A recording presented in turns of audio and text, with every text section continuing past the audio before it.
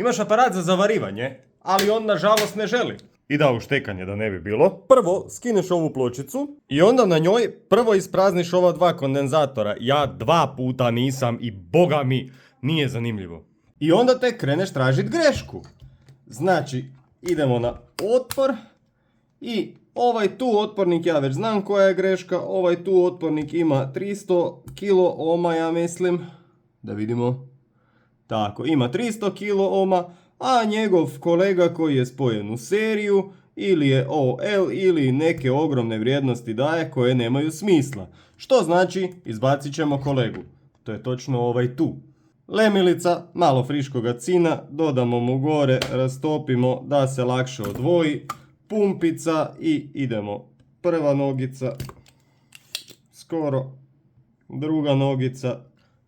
Onda napraviš svoju skalameriju koja isto daje 300 kilo ohma, jel tako? Tako je, 300 kilo ohma i ubaciš nju unutra.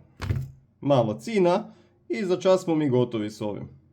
Vratiš pločicu nazad, sve skupa sa svojom skalamerijom i kad ga probaš upaliti, on radi.